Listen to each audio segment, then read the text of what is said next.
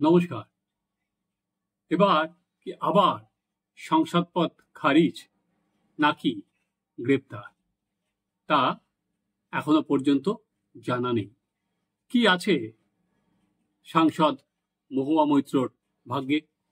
কারণ সিবিআই তার তদন্ত রিপোর্ট জমা দিয়ে দিয়েছে লোকপালকে। লোকপালের নির্দেশেই সিবিআই মহুয়া বিরুদ্ধে এই তদন্ত শুরু করেছিল। কৃষ্ণনগরের সাংসদের বিরুদ্ধে অন্যতম অভিযোগ ছিল যে টাকার বিনিময়ে তিনি প্রশ্ন করেছেন এবং তিনি তার লোকসভার লগ ইন পাসওয়ার্ড পর্যন্ত দিয়ে দিয়েছেন এবং সেখানে দুবাইয়ের ব্যবসায়ী দর্শন হীরানন্দনী মহুয়ার হয়ে সেই প্রশ্নগুলো পোস্ট করত। এই খবর বাইরে আসার পর লোকপালের তরফে বলা হয় ব্যাপারটি অত্যন্ত সিরিয়াস এবং তারপর তারা কেন্দ্রীয় গোয়েন্দা সংস্থা সিবিআইকে তদন্তের ভার দেয়। সোমবার দিন সেই রিপোর্ট সিবিআই জমা দিল লোকপালকে। এবার আপনাদের আমি একবার ঘটনাটা বলে দিই, তাহলে তারপরে আমি কি আছে মহুয়ার ভাগ্যে আমরা তারপরে আলোচনায় যাব। মহুয়ার বিরুদ্ধে গত বছর সিবিআই তদন্তের নির্দেশ দেওয়া হয়েছিল। তার বিরুদ্ধে অভিযোগ ছিল যে দামি উপহার এবং টাকার বিনিময় তিনি তার যে লোকসভার পাসওয়ার্ড লগ ইনের পাসওয়ার্ড আইডি যেখানে প্রশ্নপত্র আপলোড করা হয় সেটা ব্যবসায়ীকে দিয়েছেন এবং সেটা করেছেন প্রধানমন্ত্রী নরেন্দ্র মোদী এবং স্বরাষ্ট্রমন্ত্রী অমিত শাহকে ব্যতিব্যস্ত করার জন্য। মহুয়ার বিরুদ্ধে অভিযোগ করা হয়েছিল গত বছর 21শে মার্চ। দর্শন ও মহুয়ার বিরুদ্ধে এফআইআর করা হয়। দুর্নীতি দমন আইনে তাদের বিরুদ্ধে মামলাও শুরু হয়েছে। দর্শন হীরানন্দনী তিনি দুবাইয়ে বসবাস করেন। সেখানে মহুয়া তার থেকে প্রচুর দামি গিফট নিয়েছেন একথাই বলা ছিল এবং তাই দর্শন হীরানন্দনী তিনি হলফনামা দিয়ে স্বীকার করে নিয়েছেন যে তিনি মহুয়ার হয়ে এই যে প্রশ্নগুলো আছে সেগুলো তিনি মহুয়ার লগ ইন পাসওয়ার্ড নিয়ে সেগুলো তিনি দিতেন বা তিনি পোস্ট করতেন। যদিও ঘুষের কথা তিনি অস্বীকার করেছেন, যেটা মহুয়াও অস্বীকার করেছে যে কোনো এর পিছনে কোনো লেনদেন ছিল, সেটা দর্শন হীরানন্দনীও অস্বীকার করেছে। এরপর যেটা হয় যে মহুয়ার বিরুদ্ধে এই অভিযোগ এথিক্স কমিটিতে যায় এবং এথিক্স কমিটি মহুয়াকে বরখাস্তের সুপারিশ করে এবং মহুয়া মৈত্রের সাংসদ পদ চলে যায়। মহুয়া এই তার সাংসদ পদ চলে যাওয়ার বিরুদ্ধে এথিক্স কমিটির সুপারিশের বিরুদ্ধে সুপ্রিম কোর্টে পর্যন্ত গিয়েছিল, কিন্তু সুপ্রিম কোর্ট এই মহুয়ার যে মামলা সেটা গ্রহণ করেনি, কারণ এটা সংসদের অভ্যন্তরীণ বিষয় বলে সুপ্রিম কোর্ট সেটা গ্রহণই করেনি মামলাটা। ফলে মহুয়ার সাংসদ পদ খারিজ হয়ে যায়। অবশ্য আবার 2024-এর ইলেকশনে মহুয়া পুনরায় বিজেপি প্রার্থীকে 56,000 ভোটে পরাজিত করে উনি আবার পার্লামেন্টে গিয়েছেন। কিন্তু এবার কি দেখুন, লোকপালের বিরাট ক্ষমতা।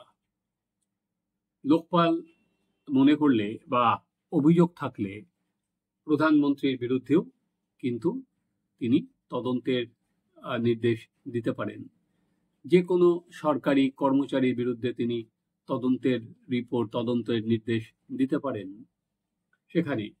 এবং এরপরে যেটা হয়, যদি কোনো তদন্ত কিভাবে করে লোকপাল নিজেরাও করাতে পারে, কিন্তু মহুয়ার ক্ষেত্রে যেহেতু ব্যাপারটা তারা নিজেরাই যখন মহুয়ার বিরুদ্ধে লোকপাল তদন্তের কথা বলেছিল ব্যাপারটা যথেষ্ট সিরিয়াস, কোনো কারোর নাম বলেনি কিন্তু বলেছিল ব্যাপারটা যথেষ্ট সিরিয়াস, তাই এর পুঙ্খানুপুঙ্খ তদন্ত দরকার। এবার লোকপাল কি করবে? দুভাবে লোকপাল করতে পারে। তারা সরাসরি লোকসভার স্পিকারকে জানাতে পারে যে মহুয়ার বিরুদ্ধে কি ব্যবস্থা নেবে, আবার তার সাংসদ পদ খারিজের কোনো নির্দেশ থাকবে কিনা বা কোনো সুপারিশ থাকবে কিনা বলা যেতে পারে। অন্যদিকে সিবিআই এখনো পর্যন্ত জানা যায়নি। দেখুন, মহুয়ার বিরুদ্ধে মূল যেটা, যদি প্রমাণিত হয় যে ঘুষের বিনিময়ে উনি তার লগ ইন পাসওয়ার্ড দিয়েছেন এবং আরেকজন ব্যবসায়ী সেটায় পোস্ট করেছেন, তাহলে কিন্তু এই দুর্নীতি দমন আইনে যে শাস্তি আছে মহুয়ার ক্ষেত্রেও কিন্তু সেই শাস্তি প্রযোজ্য হবে। এবার দেখা যে কি সিদ্ধান্ত নেয় এই লোকপাল। এই ভারতবর্ষে আমরা দেখেছিলাম কর্ণাটকে লোকপাল তার ক্ষমতা প্রয়োগ করেছিলেন। পশ্চিমবঙ্গে একটা লোকায়ুক্ত কমিশন হয়েছিল, কিন্তু সেটা প্রায় একটা ডিফাঙ্ক্ট বডি হিসাবেই থেকে গেছে পশ্চিমবঙ্গে। প্রথম লোকপাল হিসাবে নিযুক্ত হয়েছিলেন পিনাকি ভট্টাচার্য। এবার লোকপাল ঠিক কি নির্দেশ দিচ্ছেন? আমরা এবারে সংসদ চলার সময় থেকে, বা বলা যেতে পারে গতবারের সংসদ চলার সময় থেকে আমরা দেখছিলাম মহুয়া কিন্তু যেভাবে দাপটের সঙ্গে আগে বলে বেড়াতো, এবার কিন্তু সেটাই অনেকটা সংসদে কিন্তু বলা যেতে পারে তৃণমূলের নজরেও কিন্তু আর সেরকম ভাবে নেই। তাই এখনো সঠিক জানা নেই লোকপাল কি সুপারিশ করবে, কিন্তু সুপারিশ যদি কঠোর হয় তাহলে কিন্তু তৃণমূল কংগ্রেসকে আবার ভুক্তভোগী হতেই হবে। বিধানসভার ভোট আসন্ন, এবং তার থেকে বড় কথা, এটা একটা নিছক 5টা দুর্নীতির মতো একটা দুর্নীতি নয়। এই দুর্নীতিতে একজন সাংসদ তার লগ ইন পাসওয়ার্ড দিয়ে দিচ্ছেন একজন ব্যবসায়ীকে, যেখানে ব্যবসায়ী তা হয়ে প্রশ্ন করছেন, যেটা দেশের নিরাপত্তার পক্ষে অত্যন্ত ক্ষতিকারক। এই ঘটনার পর তৃণমূল কিন্তু মহুয়ার বিরুদ্ধে দলীয় স্তরে কোনো ব্যবস্থা নেয়নি। দলীয় স্তরে ব্যবস্থা নিলে মহুয়ার সাংসদ পদ চলে যাওয়ার পর তো মহুয়াকে টিকিট নাও দিতে পারত, কারণ যেহেতু বিষয়টা গুরুতর, একজন সাংসদকে বরখাস্ত করা হচ্ছে। কিন্তু তৃণমূল কিন্তু সেটা একেবারেও মনে করেনি যে এটা কোনো গুরুতর অভিযোগ বা গুরুতর অপরাধ, যে এটা নিছক আর 5টা দুর্নীতির মধ্যে নয়, এটা দেশের নিরাপত্তার পক্ষেও ক্ষতিকারক। তা মনে না করায় তৃণমূল তাকে পুনরায় ক্যান্ডিডেট করেছে। মহুয়া হই হই করে জিতে বেরিয়ে এসেছেন। এবার কি, কারণ মহুয়ার সাথে বিজেপি সরকারের সম্পর্ক কিন্তু যথেষ্ট খারাপ, এটা বলা যেতে পারে। তাই লোকপাল এই রিপোর্টটা নিয়ে বেশি দিন যে বসে থাকবে না, সে কথা এখনই নিশ্চিতভাবে বলা যায়।